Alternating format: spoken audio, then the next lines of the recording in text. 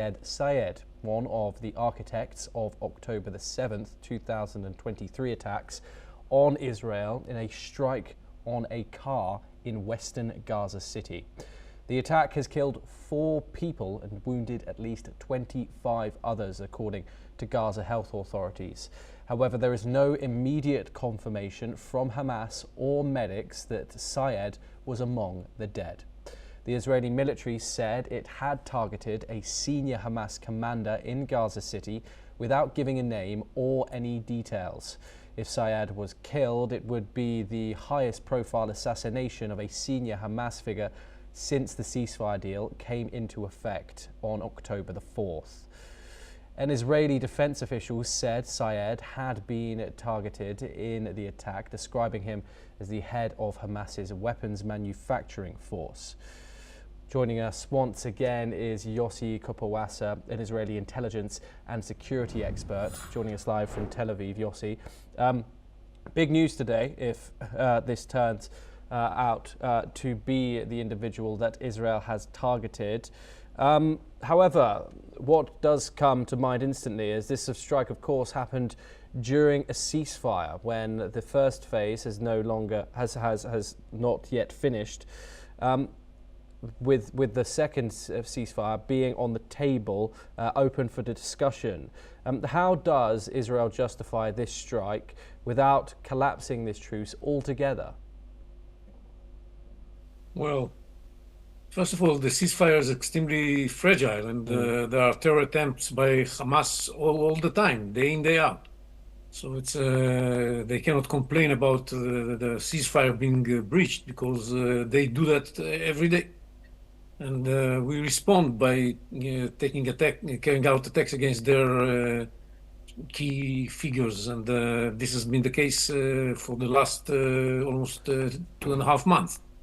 And that's what we see today as well.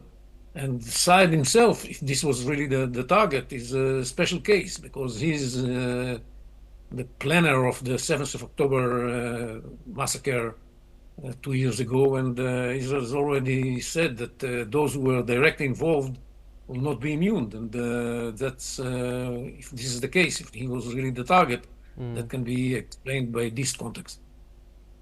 And of course, we don't know yet. Neither Israel or Hamas has confirmed the death of Saed. However, how many of these targeted killings, of course, 400 people have been killed in the Gaza Strip since the ceasefire began on October the 10th. Apologies, I'll correct myself from earlier.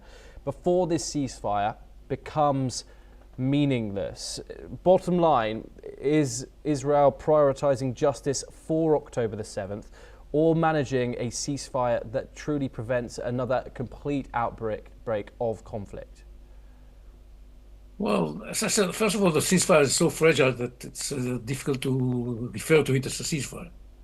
Secondly, we are still waiting for the first phase of the ceasefire to be implemented, and we are waiting for the last body of the deceased hostage, Rangvili.